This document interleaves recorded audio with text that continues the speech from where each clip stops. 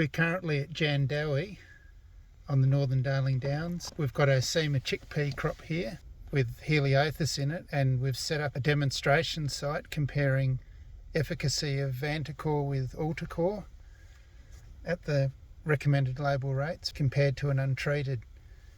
The crop's near the end of flowering now, but because there has been quite a bit of rain on the crop and there's quite a bit of moisture in the soil, the crop is trying to keep growing, so there are still flowers on the crop and the crop's still nice and green, and it's quite a high dense crop as well.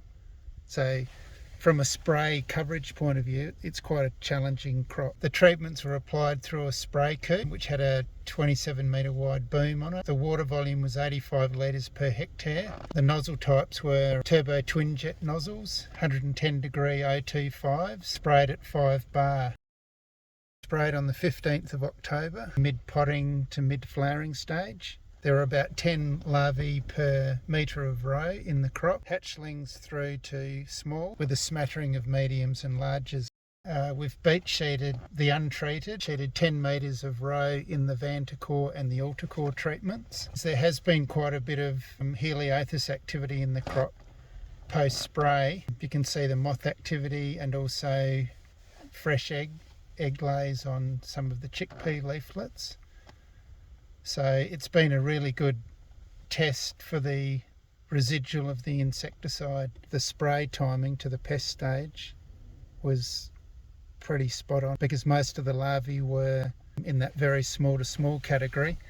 And in chickpeas, larvae at that size, they're feeding mainly on the leaflets. So if your application technology is up to speed and you're getting good spray coverage, when the larvae are feeding on the vegetative material, they'll be getting really good exposure to the insecticide. And that's exactly what's happened here, I think.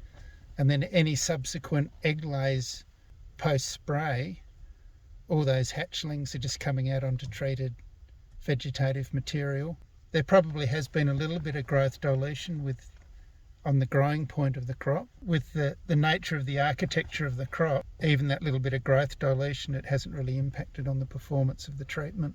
When I did the beat sheeting at 4 days after spraying, there were some mediums and larges coming out onto the beat sheet, still moving, but the larvae aren't performing normally.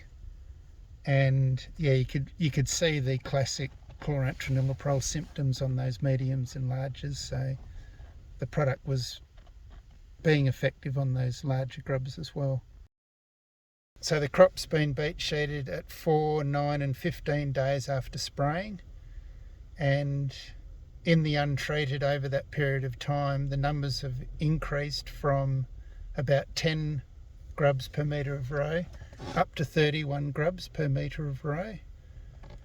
In the Vantacor and the Altacor treatment, both treatments have held the larvae numbers to around 0.1 to 0.3 larvae per metre of row, which is all below the economic spray threshold.